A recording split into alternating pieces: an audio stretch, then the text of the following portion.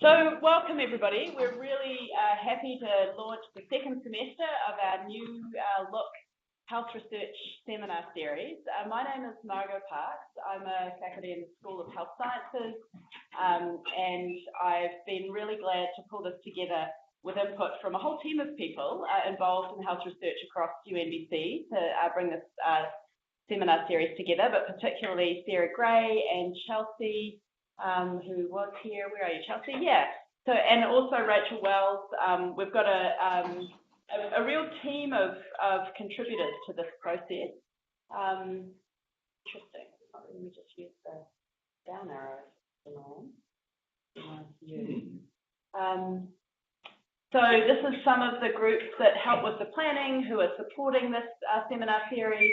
And really importantly, is the recognition that the Health Research Institute is a fabulous hub on campus for understanding the scope of health research available.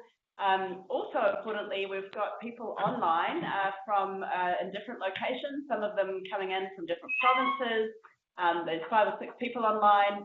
Hopefully they can hear us okay. We do have, for those people online, we do have somebody monitoring the chat. So you can always let people know if there's an issue with the audio, the chat, but for those people online, please do make sure that you mute your microphone so that we're not hearing you eat your lunch or whatever else you might be doing while you're watching. We've run this, there's been a variety of health research seminars at UNBC, but this iteration has had 1 semester already, and we're looking forward to this exciting speaker schedule for this semester. And so we've got, you can put these in your calendars. We're really happy to welcome the Health Research Methods class from the School of Health Sciences. It's fabulous that you're able to integrate this seminar series into the class. So thanks, Sarah, for facilitating that. And I think you're going to find this a really exciting range of research and different ways of thinking about research as we go through the semester as part of your course. And also we've got people from across campus that are attending, so thanks for being here. Coming up, we have on February 6th, Shannon Freeman. On March the 6th, a month later, we're going to have an exciting student Pecha Kucha. It says graduate student, but it is open to undergraduates as well. So we'll be sending out messages around that. And Pecha Kucha is a really exciting way to learn how to communicate your research in different ways. And we're going to run a little workshop about doing Pecha Kuchas, and it's a great skill to learn. We'll be selecting some who attend the workshop to present at this March 6th event. So watch this space. We'll let Sarah know the details and also communicate that through the HRI. You can always contact Rachel, who is the fabulous Health Research Institute manager, who is always open to queries or suggestions. And we are open to suggestions for future speakers or future ideas. So we're always really happy to receive feedback. So that's the general context. And now it's really a great pleasure to be able to introduce, we're just going to close this off somehow.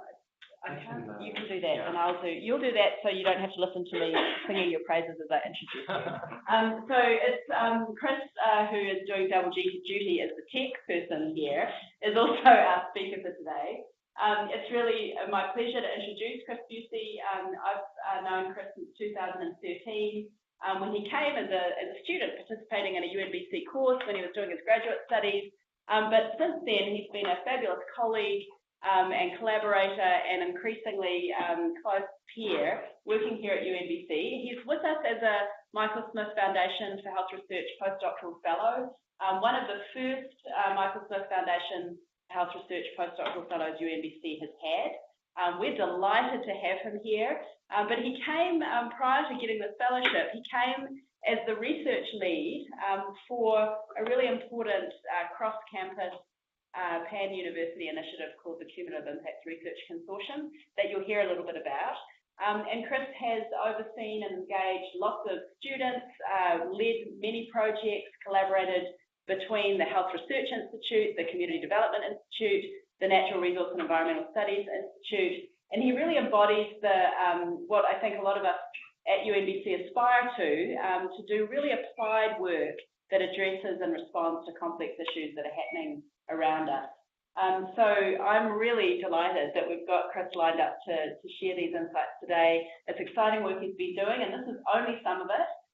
So I know that Chris is really approachable, and if people are interested to learn more, we'll have chance for discussion and questions at the end, and even after today. So with that, Chris, really pleased to welcome you to share with us about New Horizons and health impact assessment research and practice.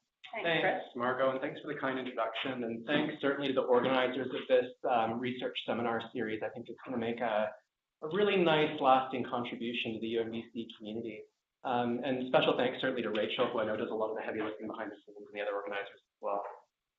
Before I begin, I do want to acknowledge that we're here today on the traditional territory of the Lheidli T'enneh. I want to pay my respect to their elders, past, present, and future. So as Margot said, I play a couple of different roles here at UNBC. I'm a postdoctoral research. I am the research lead for the Cumulative Impacts Research Consortium. I'll talk a little bit about some of our work on the back half of the presentation. And I'm also an adjunct professor here at the School of Health Sciences. I want to start today with a story that's unfolding not far from Prince George. It's actually unfolding in our backyard in the northwest portion of British Columbia, near Talltown territory, near Dease Lake. The photo that's pictured here is actually the access road to the Red Chris mine. The Red Chris mine is a mine that became operational in 2016. It's been through years and years and years of environmental assessment review and study, trying to figure out what are some of the prospective impacts of building a really large gold and copper mine in a relatively remote location.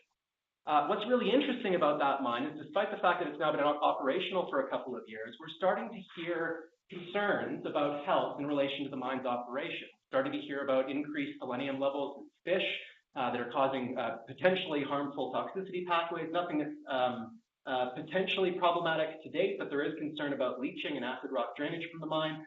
And certainly a whole host of concerns around camps and camp life, changing shifts to family dynamics, impacts to local community economic development, and huge implications for the social determinants of health. And what's really important about this story is that some of those concerns are actually named in formal regulatory assessments like the environmental assessment certification process in BC.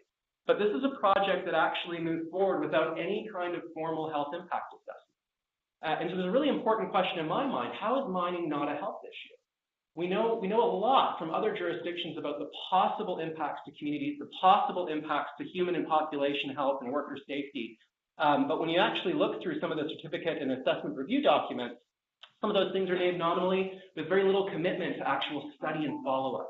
And this is a really important and glaring gap in my mind, because we actually have really great tools at our disposal as health researchers to help us unpack some of the complexity from a really large development project like a gold and copper mine, and to actually look prospectively at what some of the health impacts could be, design mitigative measures that actually improve population health in the long run.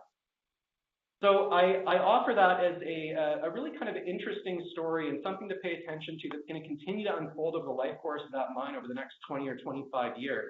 And there will be some really, really interesting stories that come out, and there are some really interesting stories coming out, certainly from Talltown First Nation and surrounding municipalities. So it's a bit of a stay tuned and watch that space. But where it lands us for today, what I'm really keen to do is have a little bit of an introductory conversation around what health impact assessment is, what it isn't, what it's all about, what some of the processes and procedures are, how it's been used. So provide some really foundational context, and I'm going to move that into a discussion from a recent paper that was just submitted to the International Journal of Public Health. It's actually searching for methodological guidance within the context of HIA. It's going to allow us to be more responsive to multiple exposures, multiple stressors that are all unfolding over big geographic time periods and certainly really large spatial scales. So I'll do that and situate that paper in the context of some of this overview and some of the critiques of conventional health impact assessments. And I'm going to end the presentation with a neat project that we've got on the go, the Cumulative Impacts Research Consortium, and some of my colleagues are here today, which is actually moving towards a more integrated cumulative impact assessment methodology space. So I'll start by just having a really quick word on impact assessment terminology. Maybe we can just do a quick poll with the folks who are in the room today. Quick show of hands. Who's heard of environmental impact assessment? Probably about 75% of the people in the room, for those of you on the phone. What about social impact assessment? A little bit less, maybe a quarter. And what about the last one, health impact assessment? Okay, so the vast majority of people, that's great. It'll allow me to keep my comments relatively concise. So just a really important aspect here is that we've got different terminologies for different methodologies in this kind of impact assessment space. EIA or EA or environmental impact assessment is probably the most widely recognized impact assessment methodology internationally. It also tends to be the most heavily regulated in terms of different policy contexts relative to SIA and HIA. Now, the focus of today's presentation is going to be in this health impact assessment space. It's really important to recognize that HIA is increasingly being utilized as a bit of an umbrella term for a variety of different impact assessment methodologies. But I want to make it really clear that HIAs are often quite qualitatively different from some of these other impact assessment methods that you might have heard, like human health risk assessment, which tends to be very quantitative, very prospective in terms of the health impacts that it models. Community health assessment, which are the kinds of documents that you would read from a health authority that's really a state of the region or a state of the area report on health impacts. Relative to equity-focused HIA or health equity impact assessment, which takes a very particular focus on health outcomes that are inequitable, unfair, or unjust. So today, in the context of this health impact assessment, I'm going to use the World Health Organization definition, so a means of assessing or measuring the health impacts of policies, plans, and projects in diverse economic sectors. So a couple of really important caveats about HIA. A lot of scholars indicate that it emerged out of this health in all policies approach as a tool for implementing health in all policies, which is basically a recommendation that's been made through a variety of different international commissions and international conferences on health promotion to basically start to think about how we can inject health into other sectors. How do we actually be mindful of the health impacts that are happening in forestry or in a natural resource sector or in housing, for example?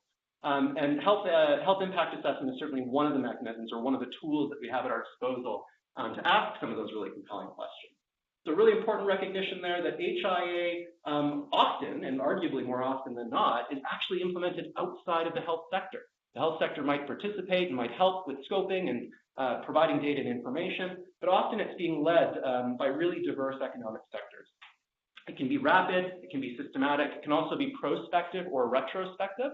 Talk a little bit about that on the next slide. But as someone who's a mixed methods researcher, someone who tries to blend qualitative and quantitative data collection techniques and analysis techniques, I get really excited about HIA. It's actually a really fertile ground to do mixed methods research. And there's a lot of really interesting examples of HIA that are qualitatively focused, that are quantitatively focused, or they're actually trying to blend both those methodologies and develop a really comprehensive picture of health outcomes of a given project. This is a relatively straightforward process. This is from the WHO Best Practice Guidelines on HIA. It's a document that was developed in 2008. The WHO, depending on the source documents that you go to, typically these HIAs unfold over 5 or 6 steps.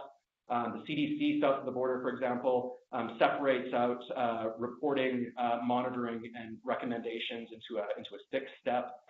For our purposes here, just a really important recognition that this 5-step phase as we move through an HIA is generally what you see across most practical and applied HIA methodologies. To start with the question of screening, is a health impact assessment worthwhile? Would it add value to a particular question or a particular policy issue, a program that we're actually looking at? The second piece is scoping, so actually figuring out what are the bounds of our assessment. What's in, what's out, how are we spatially focusing our attention, what kinds of populations are we focusing on, what kind of data do we need? Tell us something about those particular populations. And then we appraise. So we start to think about developing baseline data, think about developing maybe some prospective models to think about how health impacts might change over time, but basically identifying health hazards and considering the evidence of particular impacts. A little bit easier retrospectively when you're evaluating a particular policy, because you can actually look temporally at shifts in data over time relative to the prospective modeling piece. And then the whole goal is to develop recommendations, report on those recommendations, and hopefully use evidence that you've actually collected to make some kind of shift in policy implementation or policy change. And hopefully a really good HIA would commit to monitoring and evaluation and follow-up. So when we're scoping really key areas of impact, figuring out what to do and how to do it, collecting evidence, a really good monitoring and evaluation framework is actually going to allow that HIA to be useful in perpetuity moving forward. You can consider it like a baseline study for a particular project, a particular policy, or a particular program. So a couple of examples of HIA in practice. Really, the question that this slide is responding to is, how is HIA actually used? What kinds of issues is HIA directed for? And it's incredibly pleasing to me that I can actually give a presentation about HIA in the BC context and actually provide 3 really excellent examples of HIA that are all homegrown examples here in British Columbia. So the first one is a health impact assessment on the 2014 Mount Poly tailings mine dam break. This is a screening and scoping report that was contracted by the First Nations Health Authority, a really good example of how HIA can be responsive to a particular event and be mindful of health impact. Second one, also a report that was contracted, and Janice Chandro, who's a colleague, also worked on that, the FNHA report. The second report there, 10 steps ahead, is actually a community health assessment looking at the impact of the Mount Milligan mine on the McCasley community. A really good example of how you've got a particular development project, like a mine, not dissimilar from Red Chris, that's acting and operating on a particular land base adjacent to a community for upwards of 25 years. A really good, interesting example of how to start integrating not only the health pieces, but also figuring out different community angles, different socio-cultural considerations that are really, really important, and just does generally a really excellent job of incorporating really diverse determinants of health. The third document is interesting because it's not actually an HIA, but this is actually a relatively innovative document that was developed by Metro Vancouver. And a couple of years ago, they made a commitment to say that anytime we're thinking about developing formal planning processes, whether it be port additions or zoning changes, that we actually have a mechanism to appraise health impacts of those particular policy changes. There's a policy document similar to the WHO guidebook or the CDC guidebook on HIA, just some really, really interesting applied lessons and guidance on how to conduct a health impact assessment within a very particular sector, that of transportation and land use planning. And then getting really, really specific, just to show you, that, again, how we can go from really big, broad events or really big, broad projects, very specific programs. I stumbled across this from a colleague in Wales who shared what she said was the most specific health impact assessment that she'd ever seen, which was appraising the duration and timing of school lunch breaks in Cardiff and Vale maintained schools. So actually thinking about what difference does it make on student health around the time, the longevity, and when we're actually scheduling lunch breaks for students. So what about the policy landscape in BC? So we just provided a couple of really, really interesting examples of how HIA has been applied in BC context. Now I wonder if anybody knew this. BC was actually a global leader back in the 80s and early 90s on HIA practice. This is coming hot on the heels of the first international conference on health promotion that led to a very famous document called the Ottawa Charter for Health Promotion that a lot of you are probably familiar with. Well, in the wake of those particular meetings, senior bureaucrats came back within the Ministry of Health, and they said, we got to do something about this. There's momentum, there's interest, this health promotion thing is really taking off. How can we actually address it in a practical and applied way in the context of BC? They actually created an Office of Health Promotion here in BC back in the mid-80s. So in kind of direct response to that first conference. One of the early recommendations that they made in the late 80s, early 90s was to include mandatory HIA for any provincial policy development or program shift. This to me is fascinating, that back in the 90s we were having these really fascinating conversations and really integrative conversations about how to mainstream health into other sectors and do it in a really, really meaningful way and make it mandatory.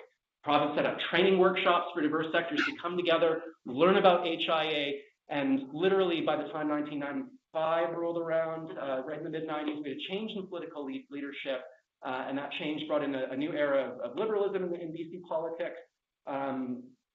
The Office of Health Promotion was one of the few agencies, well, one of the several agencies that unfortunately received cuts during that liberal era in the 1990s, and we lost a variety of different policy guidance.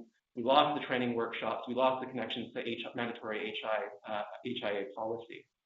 Some authors have been really critical of the Liberal government's move and have said that they seem adversarial to any kind of impact assessment.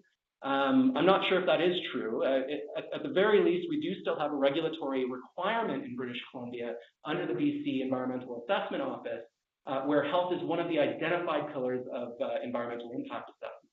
So while we don't have mandatory HIA, we don't have a policy for it in BC anymore, we still do have a space, at the very least, for considering health in large development projects across the province.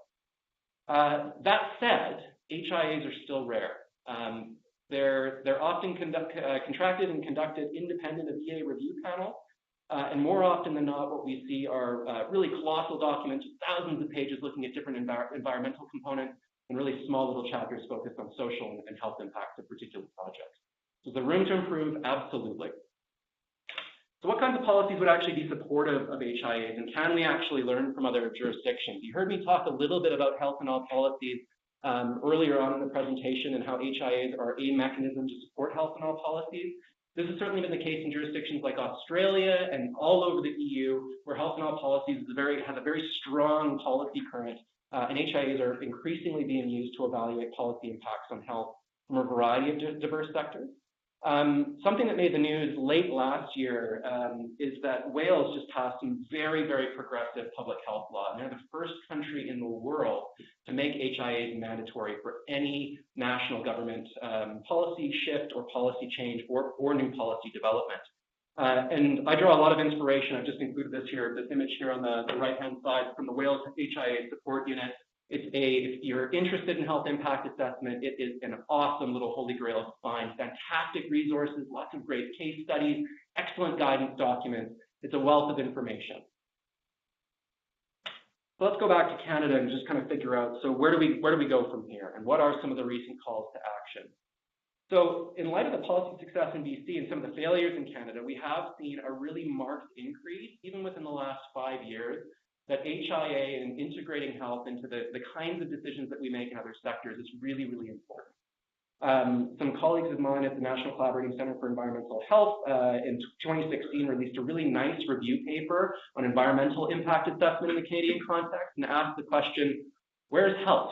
And their big finding was actually that it's insufficiently incorporated into EA. So very akin to the critique that I leveled about the BC EAO process. In that those two things aren't necessarily weighed equally, and that having an independent assessment process where health is the focus might actually be hugely beneficial. The second call there, mandatory health impact assessments are long overdue for BC. This was a 2014 commentary. It does a really nice job of reviewing BC's history around HIA, and again makes a really compelling call that this is long overdue. We were once international leaders in this file. And there's certainly opportunities to kind of reclaim that status. And then certainly there's a need for HIA to be integrated into all federal EA processes. So for those of you that were following resource development issues, towards the end of 2016, the Canadian Environmental Assessment Agency and the National Energy Board both held big panel reviews around what to do with in the context of EA. And they held a variety of open public fora where people could submit comments and ideas and think about ways to strengthen federal EA in Canada. The Canadian Association of Physicians for the Environment produced a really nice working paper report that was eventually submitted to the Ministry of Environment and Climate Change, talking exactly about that need for HIA to be an integrated process in and of itself and a federal requirement for EA process.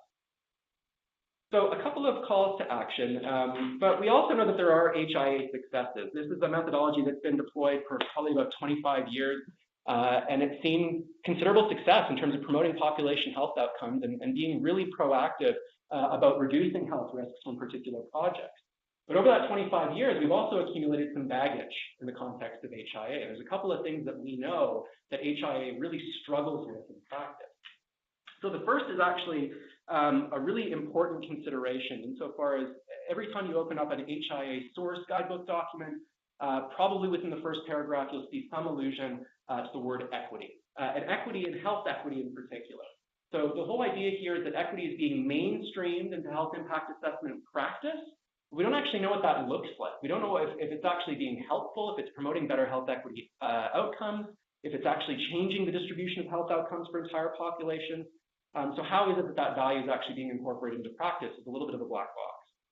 The second piece, which is a critique of impact assessment methodologies more broadly, and I draw a lot of inspiration from my colleagues here at UNBC that wrote a really fantastic book called The Integration Imperative that was published back in 2016. that really talks about some of the challenges in that scoping phase of HIA or EIA or SIA, whereby when you draw a boundary around a particular project or a particular issue, you tend to pigeonhole yourself in really interesting ways that maybe aren't as attentive to flows of people, flows of issues through particular projects, how those projects might be adjacent to other exposures, other stressors on human health and wellness, and certainly how the confluence of those projects might result in really interesting and unique interactions between past, present, and future forms of development or future policy. So recognizing that, one of the goals for the presentation that I'm going to dive into now is just to talk about a paper that we produced that's actually responding to both of these critiques. So one, how is equity being mainstreamed in HIA practice, and what does it actually look like? And two, can we actually glean some methodological guidance from this HIA literature in ways that are actually highly instructive of taking into account multiple exposures across space and across really big, broad geographic areas? So a really quick acknowledgement to my collaborators in that paper, Valerie Lai, Katie Cornish, and Margot Parks.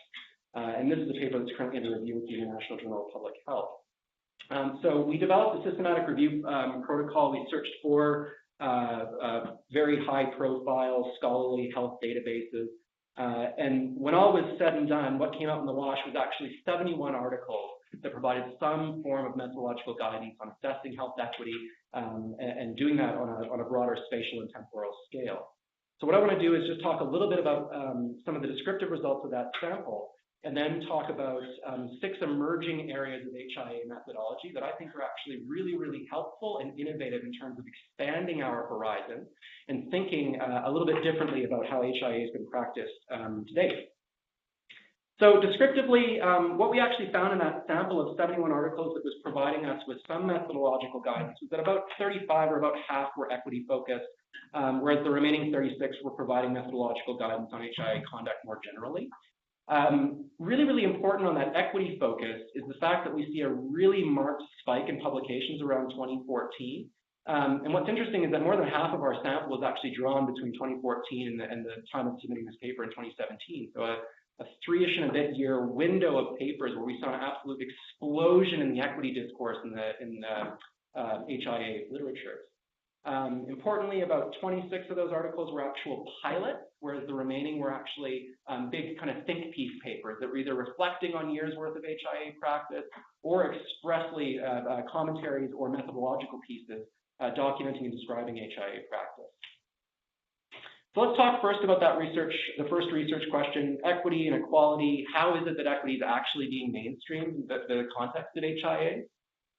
Some of you may have seen this image, which is, to me, a really interesting heuristic device on the difference between equality and equity. Equality, we can think about it distributionally. Everyone's got the same share of something, some kind of resource. Equity is really asking that deeper question around what's fair, what's just, what's right, what's moral. So while those two things tend to be conflated in a lot of different discourse, they are very, very different concepts. In the context of the HIA literature that we reviewed, it's really, really important to recognize that about half of our sample, rather than engaging with that really significant definitional difference between equality and equity, about half of the sample instead tended to report on differential health impact of so-called vulnerable populations. And now in my mind, what that actually does is it engenders a very particular way of thinking about equality versus equity. It also engenders a very particular way of thinking about how we respond to differences in health outcomes across populations. In this case, it's thinking about a distributional understanding of equality a priori of whether those outcomes are actually fair or just. So on one hand, while it's documenting inequalities, it's not actually addressing root causes of inequities, which you could argue are the driving causes behind inequality to begin with. Nonetheless, one of the things I think that that's a product of is this HIA scoping phase. In a lot of source documents that you actually read about HIA, it talks about how more vulnerable populations ought to be considered in the scoping and screening of different health impacts. One of the really interesting recommendations that came out of this paper is there an actual way that we can think about the difference between equity and equality in a relatively productive way? And is there a way that we can actually file that into HIA practice?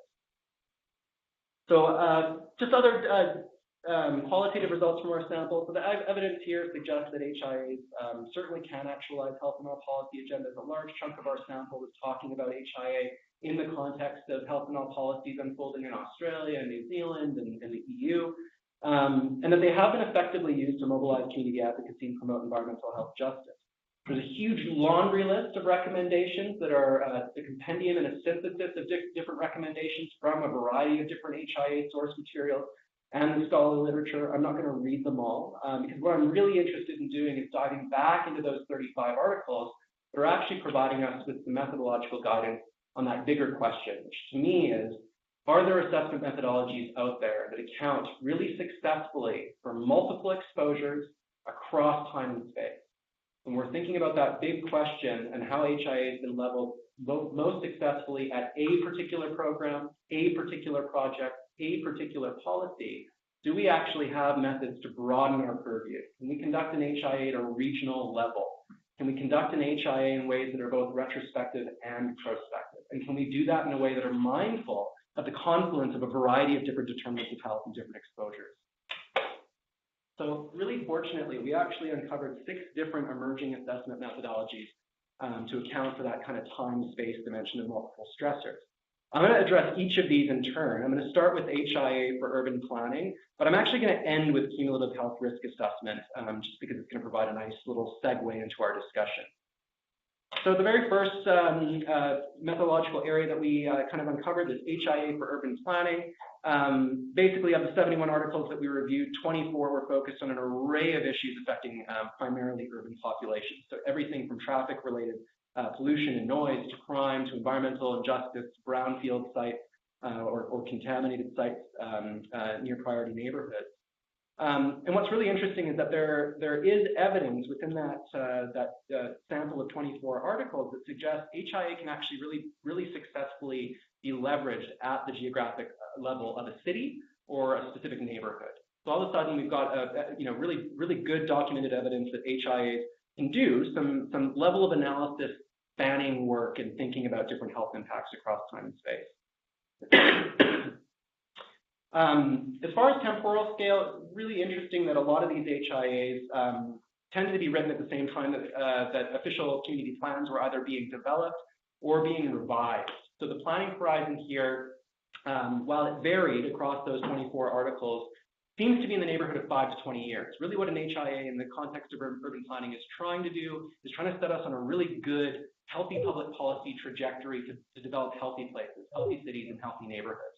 And to not do that in a way that's just, well, here's our plan for it to be healthy in a single year. It's a recognition that there are dynamics that are at play that unfold over a broader temporal scale. Relatedly, we had this really interesting subset of literature that was dedicated towards the health impact of climate vulnerability.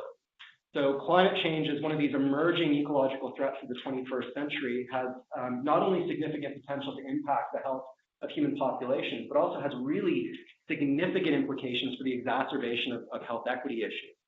And was really interested to find some examples of how HIA methods had been deployed to understand different health risks, different impacts to health equity at the level of neighborhoods.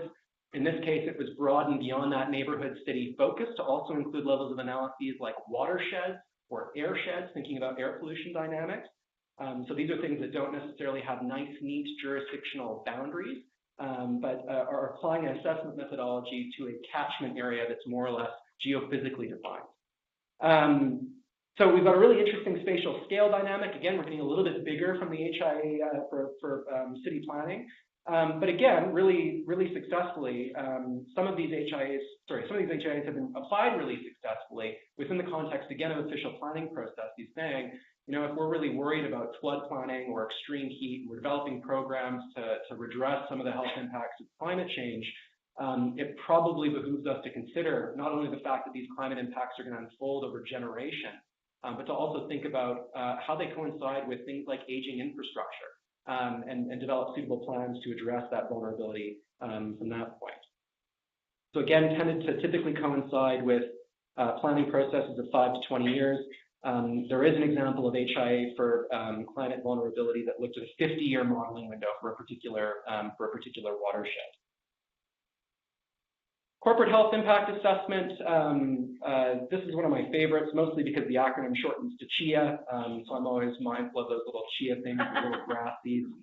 But it's a framework and an equity-focused HIA methodology that's really successfully leveled against corporate practice and corporate entities that are actually transboundary and present.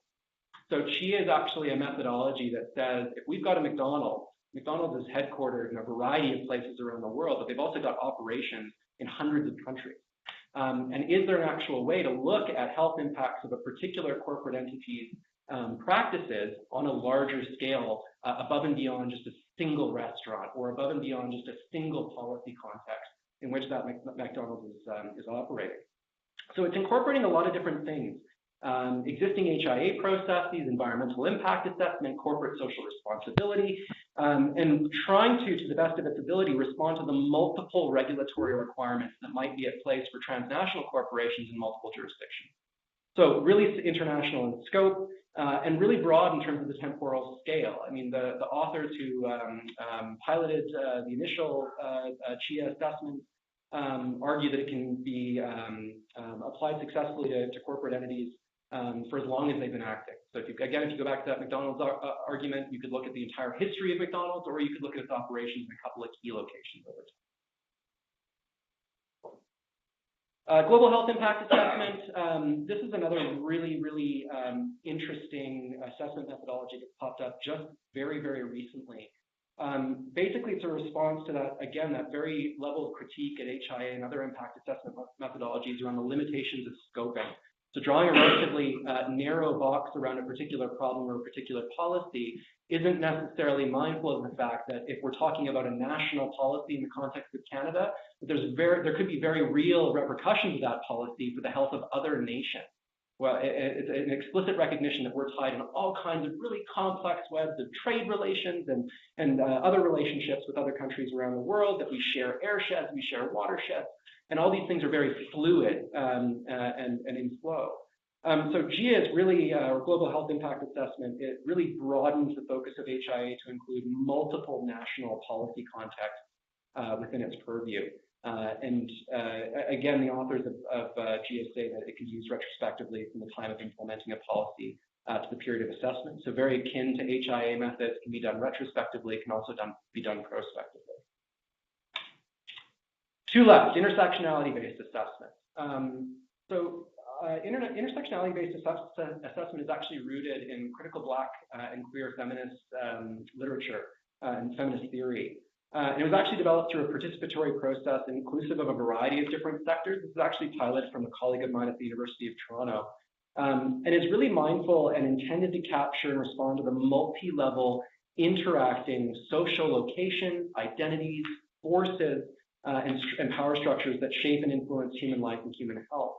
I think this is a really interesting example of an innovative policy tool that can actually enable a much deeper level of analysis. And the deeper level of analysis there is an assessment methodology that's very mindful of that interrelationship between multiple determinants and multiple exposures, and certainly multiple social identities.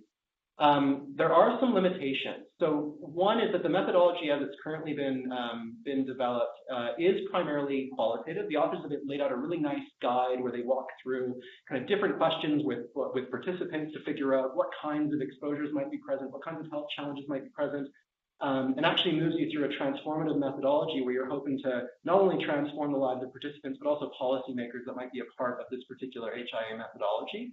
The spatial scale is technically unlimited, but because of the qualitative nature of this particular project, it tends to be limited to small numbers and very particular workshops where you're unpacking really sensitive material. So it's really dependent upon participatory involvement of those affected by policies, which in some ways might limit the actual spatial and temporal focus of this particular assessment methodology. But again, as an example of an emerging methodology that does a really good job of integrating the determinants of health, this is really excellent. There's lots of methodological guidance we can be inspired by. So the last one, and this is a marked little transition in this presentation, because how I want to wind up is talking about cumulative health risk assessment and segue into some of the work that we've been engaged in with Cumulative Impacts Research Consortium, developing more integrative assessment methodology. So cumulative health risk assessment, we uncovered 4 articles that use this language, and predominantly what they tended to be were additive models of risk.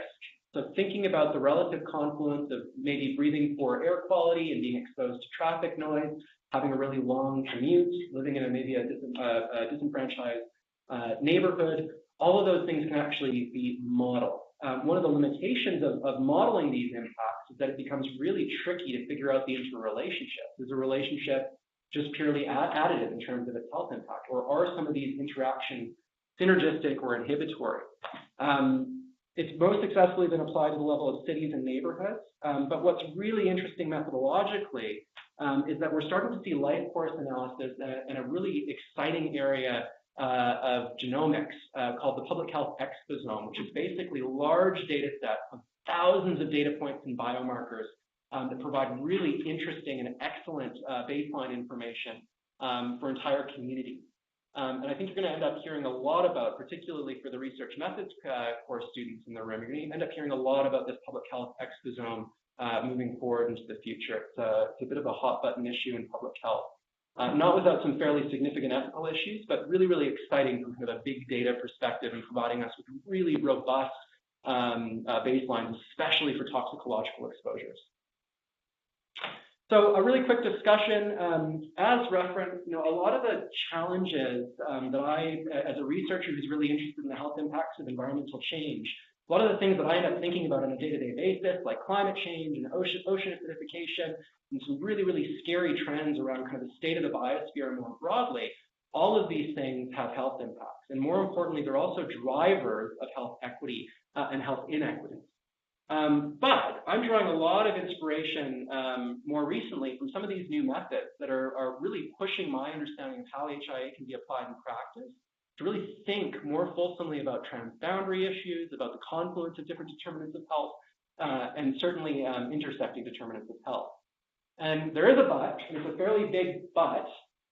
HIA is still not mandatory or institutionalized in most jurisdictions. So again, getting back to those early slides that we talked about, these tend to be things that are commissioned independent of formal regulatory processes. A lot of the work is falling to consultants and civil society organizations to fill the void that's been left by not having a mandatory HIA policy, at least in British Columbia. But that's not a unique circumstance. I would argue that that's probably the norm internationally. And then the last piece here, which is a discussion point that we kind of wind up our paper thinking about, is there an opportunity for us to move towards more or less integrated assessment methodology? We've done a really good job over the last 25 years of hiving off and separating health impacts from social impacts, from environmental impacts. And for someone like me who's been trained to think like an ecologist and see connections between all these different things, it's an issue that continually knocks me over the head. And I have to ask myself, could we do things differently?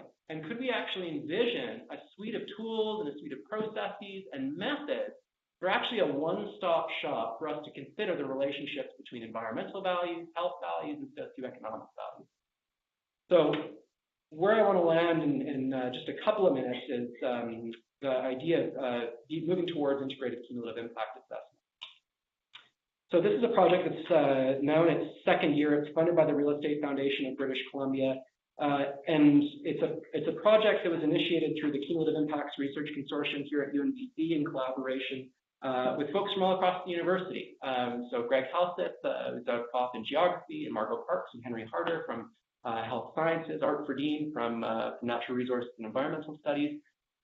We were all kind of coming together, and in the wake of that integration imperative book that was published, we were asking ourselves, can we challenge ourselves to envision what new assessment methodologies and new assessment processes might actually look like? And can we develop tools that are necessarily integrative and that are actually, I would argue, required in terms of promoting the kinds of sustainable futures that we know that we need? So when we think about this idea of cumulative impacts, really what we're referring to here are combined impacts across spatial and temporal scales of multiple resource sectors. The foundational context for this study is a recognition that Northern British Columbia resource development is one of the principal drivers of our local communities and our local community identities. And a big question for us then is, how do we integrate multiple values into an assessment process? How do we make sense of that information? How do we do some of the interrelating? and tie that together in a way that tells the story of cumulative impacts and how they've unfolded across northern communities over the last, in our case, 30 years. But certainly you could go a lot further. We're just limited in terms of the data that we have at our disposal. We're also really fortunate to be working with a variety of different civil society organizations, regional municipalities, and First Nations communities to have conversations, really intense conversations around knowledge needs, knowledge gaps, data and information sharing, and this bigger question of, again, how do we develop really robust baseline understandings of what cumulative impacts look like across time and space in the North. So a couple of different study goals. The first is really to learn about the practice of regional cumulative impacts assessment. So again, that's that broadening of the spatial scale beyond a single project to look at the confluence of multiple projects, to share local knowledge, experience, and data, and then envision what these new integrated tools and processes could look like. So a couple of the pilots that we've built have been rooted in a more or less kind of three-phase process, and this is kind of where we're landing right now. But we basically started by hosting a variety of different community-engaged workshops, inviting people out, a bit of a who's who of who we knew were thinking about cumulative impacts, but creating these public forums where people could come together and have really meaningful conversations about the future of resource communities. So it's really rooted in kind of ideas of community-engaged scholarship. And we had a lot of conversations in our case study communities around that triad of environment, community, and health, and thinking about different values and finding ways to prioritize values and figure out where could we as researchers, one, be useful, and two, how can we add value to some of these things? We've got access to data and information and cutting edge science. How is it that we can actually develop a little bit of a prioritization phase, go back to the university, start consolidating data and developing tools that actually tell us something about that retrospective cumulative impact story? So we run these workshops, we come up with values, we go back to the university, we search through and comb through publicly available data, and the big push around publicly available data is that we want to make sure that this is, one, transparent, and two, available to local decision makers. We want to be able to provide a bit of a one-stop shop where people can access data without running into roadblocks and privacy issues and the like. So incorporating environment data, community data, health data, doing some really cool GIS maps that are actually showing 20 years worth of landscape change, talking about different changes to important valued ecosystem components that were identified, and then bringing that information back to a community and saying, here's kind of a snapshot of what cumulative impacts over the last 25 and increasingly over the last 30 years actually look like in this region. And let's have a conversation about it. And let's recognize that a lot of the data that gets folded into these assessment processes tends to privilege quantitative information and doesn't necessarily privilege lived experience and meet people where they're at. And so that was a really important consideration when we're thinking about an integrated assessment methodology that's integrative not only in terms of its values, the spatial and temporal component, but certainly also in terms of the kinds of methodologies that we're using to bring together data. So we developed a process that we call data-driven storytelling, where we actually bring these little regional profiles that say something about cumulative impacts in our case study communities, and we have really interesting conversations with community members. We get them to react to it and share stories and share lived experience around what it was like to live through those cumulative impacts. And this is a really nice quote. I think it's just worth reading out aloud. So this was a workshop that we ran in Fort St. John last spring. One of the big hot button issues while we were there was the Site C Dam. We didn't really know with the change of government, was it going to go, was it not going to go? But there was a lot of trepidation and a lot of reflection around the Williston Reservoir, one of the other hydroelectric dams that form that run-of-river system on the Peace. And they shared it was the flooding of the Williston Reservoir, and that's had a huge impact on the whole area. The forest base has been destroyed, the impact on residents, on First Nations, the residents who have waited 40 to 45 years to claim settlements. Change. I mean, it's a piece of land that's basically inaccessible by most people now. It's had an enormous impact on the area, socially, environmentally, and for health. I made money off that. I worked at that dam. I was employed in construction, changed our world. So a really important part of this data-driven storytelling piece is that as we're surfacing stories, we have this colossal responsibility to find ways to productively engage in discourse around those stories and to make sure that we're championing those stories in a productive way that's moving forward. So a couple of discussions and implications as I wind down here. The first thing, if I have to stress one thing in this presentation, is the fact that health has relatively limited uptake in formal resource development resource governance processes. That's true here in British Columbia. It's true across Canada. It's certainly relevant and true internationally. I really think that the work that we're engaged in at the CERC is really interesting and path-breaking. The idea of integrative cumulative impact assessment, the idea of the data-driven processes that we're trying to design in collaboration with community members is a really, really important aspect of the CERC's research profile. And I actually think it actually sheds a lot of nuance. Being able to look at environmental data, social data, and health data all at the same time and see some of those integrative interconnections between those things, rather than picking up entirely separate assessment reports that aren't in conversation with one another. And a really important recognition here that the tools and processes that we're developing at the CERC are actively being piloted with a variety of rights holders and stakeholders across northern BC. This is work that we're going to continue to endeavor completing over the course of the next year and a half. And certainly will be a really significant portion of the CERC's research portfolio moving forward into the future. A huge thanks again for your kind attention, and a huge thanks to the organizers for this talk. It's been a really great treat sharing some of the work that, some of my thinking about health impact assessment. Really quick plug, my email is up here. If you've got questions about cumulative impacts, if you've got questions about health impact assessment methodologies or impact assessment methodology more generally, fire me an email. I'd love to sit down, grab a coffee, chat about this stuff. Another really important recognition here, the CERC, a really interesting and innovative initiative here at UNBC, the Pan-University Initiative, which means that you're all a part of it too. We're a platform for dialogue, a platform for original research on cumulative environmental, community, and health impacts of resource development. If any of those words seem remotely interesting to you, fire me an email. I'd love to chat. And you can certainly check out our website and see some of the other projects and key research interests that we've cultivated and incubated through the CERC. And a really, really important acknowledgement to a couple of people in the room. This work would not be possible without some really awesome and dedicated staff that are helping shoulder the load. So Madeline Wilson and Marika Sachs and Ryan O'Toole, a huge thanks certainly to all of you for all of your hard work on these projects as well. So I'll leave it there and happy to answer any questions.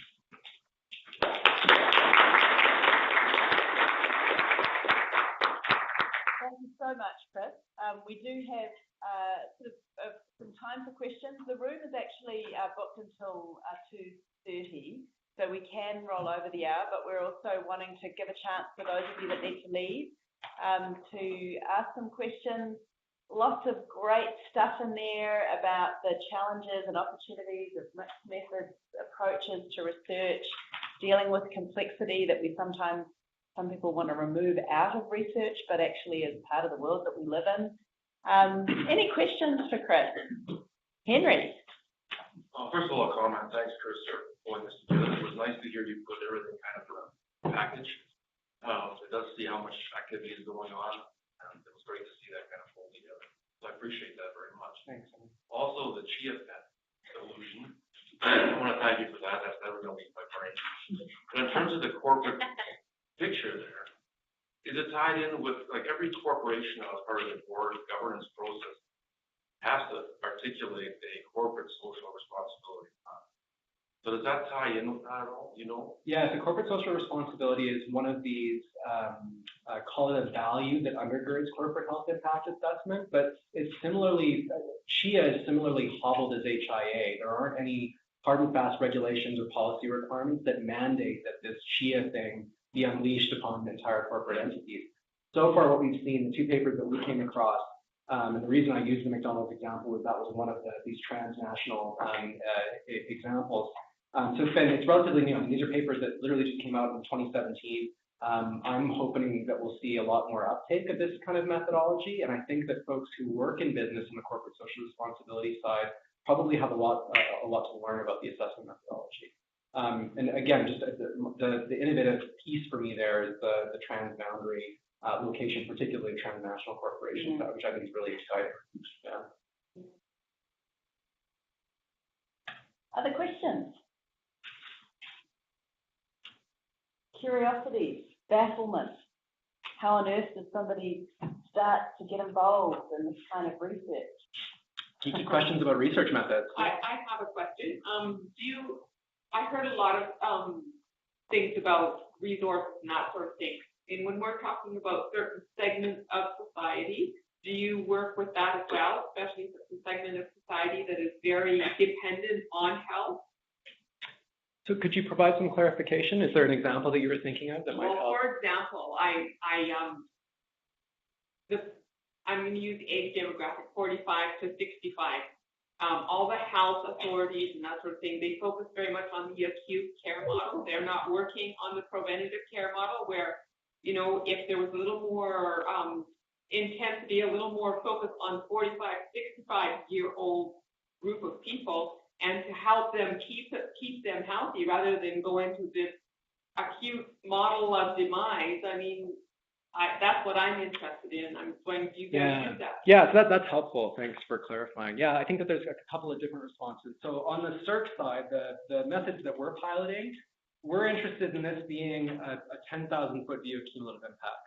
So irrespective of age, racial identity, sexuality, where you live, we're interested in all of it. And we really want to try to be as attentive to the intersection of all those different determinants for people in various points in the life course and who occupy very different social identities. Really importantly, I mean, HIA can be directed towards very particular target populations. There are certainly examples of HIA out there that would look at a very particular demographic or a very particular cross-section of a population and try to not only quantify particular health impacts for that vulnerable group, but also think about risk mitigation measures. So it's a huge part of the scoping and screening phase. The challenge there, which I think you're kind of pointing in the direction of and articulating, is that too narrow? And are there these other mechanisms to start thinking about health promotion in a broader sense rather than just a single population group? And I think certainly yes, from some of the assessment methodologies that we've been able to cover. A big part of it just depends on time, energy, and resources when you're scoping an HIA. How much time do you have to be responsive to a policy that's coming down the pipeline, maybe in a couple of weeks or a couple of months?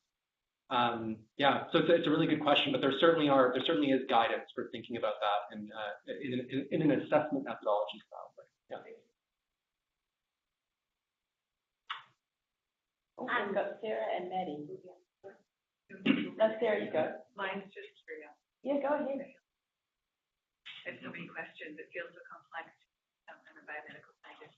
I just was curious when you do these community visits. You talked about obviously you're going to get community members, but who do you get interested? Who comes out? Like, do you get health providers? Do you get industry people, community members, like everybody, or Yep. where do you find?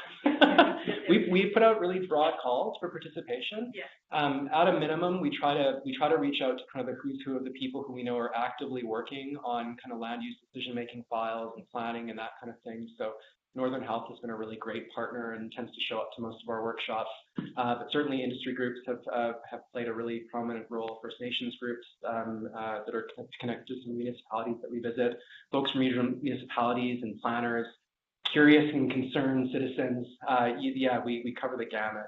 And our approach there tends to be kind of a dual approach of doing targeted invites to folks that we know are kind of working in this space, Yeah. and then doing big public calls and media releases to kind of generate a bit of a buzz in a community when we're coming, so that we can try to have at least a bit of a cross section. But again, one of the tricks whenever you're doing this kind of community engaged style of research, it's impossible to say that this is a cross section or a representation of a particular community. It's one of the challenges in doing this work, and that's where we have to do our due diligence. And when we come back to the university, figure out, are there other ways to maybe not incorporate voices, but do we have data that's representative of other people's experiences that weren't there and present? Yeah.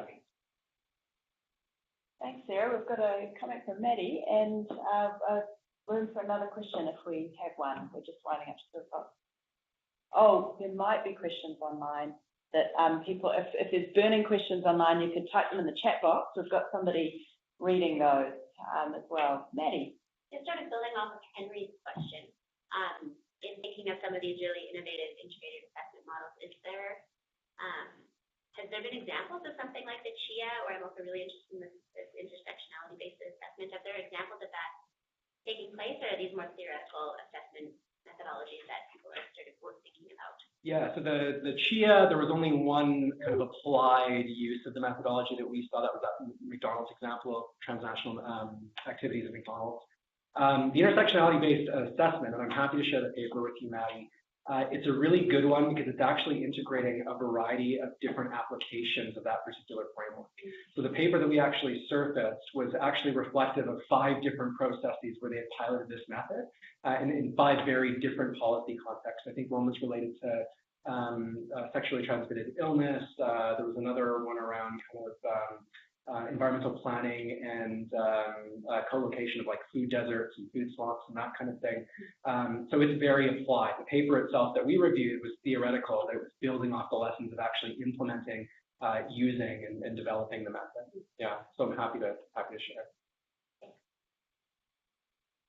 Any other?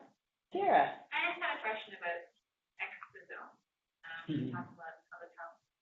So I'm just wondering, is the goal with those types of things, because as you said, the timing is a big thing. Some of them do this project, if health impact, collecting all the data. So is the hope that something like an exposome would give you the baseline and help, because it's difficult to collect a baseline and compare against the baseline in that short time period? Is that kind of the hope of those types of databases? It is, yeah. So the public health exposome as a method, you can basically think about it as a huge database of different kind of indicators at different points.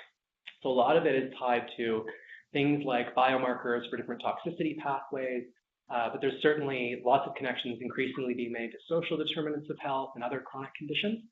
But yeah, you're absolutely spot on with your assessment. These are big data sets that are meant to inform a generally robust baseline. So you can think about it as the public health exposome, and the way I think about it is that it's basically a cumulative life course of data for an entire population of people. So you've got biomarkers for a variety of different things. You've got basically baseline information from the time that people were infants all the way up to where they are now and participating in data collection and monitoring. And it's actually informing a sense of how those things changed over time. What are the relationships between some of the determinants of health that we know about, their physical location, their physical exposures to things that we know are tied to different health outcomes. And it's totally in the spirit of providing a better baseline. It sounds like we've got one question from online. Thanks, Marika. From what you saw in the reviews, who usually pays for HIAs and who leads them? Great question. That's a really good question. Yeah, it's so really importantly, I mean, the review that we conducted, 71, only about half of which were pilot studies, is I would argue a very small sample of HIAs in general. It wasn't the goal of the review to figure out, who pays for these things, and my general response would be that it's probably a mixed bag, that funding sources come from a variety of different ways. In contexts where you've got really strong health and health policies, legislation, and requirements, it would be the sector who's proposing the policy that would probably commission a study. So if I was the Minister of Housing and we wanted to build a new housing development and we needed to conduct an HIA about that particular housing development, I would pay for it. I might contract a consultant or something to lead that assessment. You also see standalone assessments, so civil society groups coming together and saying, holy smokes, there's something that's happening. Government doesn't seem to be responsive. The industry doesn't seem to be responsive. We will fill the void. There's also a healthy mix of academics that are doing health impact assessments in their own right. And certainly that seems to be, there's a really strong undercurrent of academic-led HIAs in contexts like the EU. And as far as who pays for it, then again, it depends on who's conducting it. If you have a legislated mandate to conduct HIAs, it's probably at the taxpayer's expense. If not, it would be the organization that would be leading it. So whether civil society or through research funding and competitive calls and that. But there's a lot of different mechanisms, and certainly every national context is a little bit different, and certainly even every policy issue would be a little bit different depending on the intention that health is given. So I have Henry Harder with another question here. Well, just to follow up on this one. Anecdotally, my sense of these is that they're quite often done in reaction. So some group gets pissed off because they didn't include health, so they say, well, we're going to fund our own health impact assessment. Is that backed up in the article we looked at, that kind of a sense of reaction to, or the absence of? Again, I think it's a mix. I think you see a lot of HIAs that are trying to be anticipatory of policies, but don't get me wrong, there's certainly a huge collection of HIAs that are responsive to a particular issue. where something like the Mount Holly tailings mine happened. We didn't anticipate it. We thought we had, fail-safes in place. We didn't. It led to this catastrophic failure, one of the worst in Canada's mining history. And FNHA said, the provincial government's response isn't good enough. We need to figure out something. We need some kind of assessment. We need to get on top of this and figure out what were baseline health conditions. How is this tailings spill going to affect our communities through fishing and food chain dynamics and the like. You also have your fair share of HIAs that are trying to actively influence policy. So part of it would be, I saw a really good one a couple of years ago when Canada was entertaining the idea of joining the Trans-Pacific Partnership. And someone actually did a prospective HIA that said, what are the health consequences for Canadians of entering into the TPP? And can we actually model some of those changes? Those prospective assessments certainly exist out there, and it's a bit of a strategy on when you do them. So if you're looking to change a policy or change a particular issue or respond to something that's happened, that retrospective analysis can be really helpful to build an evidence base and make a case. If you're looking to influence policy development, it's that prospective HIA where you're trying to do some modeling and say, here are potential health risks. Let's come up with a plan now to mitigate those risks so we don't actually see those health outcomes come to bear. Well, thanks, Chris. I'm not seeing any vigorous hand waving for a final question. It's really neat to, as Henry said, to see some of this work that's being championed, the health impact assessment, the need for leadership in this space, given the issues that we're facing in Northern BC, in Canada, but also across the world, is really important. I'm really proud that UNBC is helping to initiate that. I hope that for those of you, there was about 3/4 of you that put up your hand and said you've heard a little bit about health impact assessment. I hope that you've kind of gone away recognizing, wow, there's lots in there. There's lots of different types. There's lots of different reasons to do it. Not all health impact assessments are the same. There's not only just one set of language that's involved. And I think the important thing is that for researchers, this is an applied area of your work, that even if you're doing a really discrete piece of research, your research may actually at one point feed into understanding these big picture complex issues. With these sorts of talks that are spanning environment, community, and health, we can often feel like we don't sort of fit. There's no way we can do all of that. So this isn't relevant to me. But I'd really challenge you to make sure that you sort of recognize that any big picture is full of a whole lot of different parts, and that you may contribute to a part and eventually kind of zoom out to be able to see the big picture. And one thing I would really encourage, if you're curious, Chris is and a really great example of somebody like anybody doing this complex work that started somewhere and then just sort of, moved into another area, crossed a different disciplinary boundary, and started sort of expanding their horizons to slowly be able to take in the big picture. But it also, when necessary, to zoom back in on a manageable part. So we really like to emphasize that you sort of need to develop that skill of zooming in and zooming out. And importantly, people's lives are not just in one microscopic area. People don't live their life separately from their health, separate from the environments they live in and the communities they live in. So this is work that is helping us to progress kind of what the reality is of people's lives. And it's really exciting to have this taster. It is only a taster, so more. I do want to mention on the Cumulative Impact site, there is a forum that's happening on January 18th and 19th. It's pretty full, but we've had a really great response. There's going to be a whole lot of people coming from across the province to a policy forum around thinking about cumulative impact. There is a session on health impacts and the assessment of health impacts is part of that session. And there's also an NRESI colloquium. And for those of you that are in the health sciences and might think, why would I want to go to a natural resource and environmental studies colloquium? This is a colloquium about wildfires and the impacts in Northern BC. It's going to be touching on the health dimension in relation to all the other pieces. And I think you'd find it a really exciting colloquium. That's at 3:30 to 4:30 on Friday the 19th. And there's lots of other information on the website. So a big thank you. Two quick things. Chris, so on this website, yes. If you want more information about the event, the policy symposium that's happening next week, it is in the events bar, the events section of our website.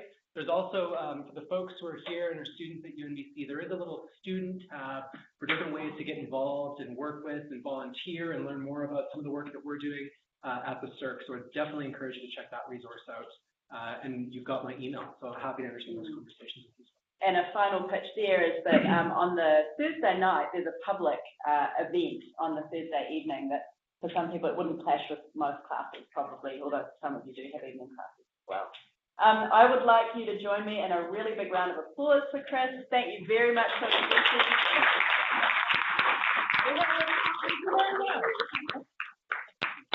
And thanks everybody from online. We had 7 or 8 people, I think.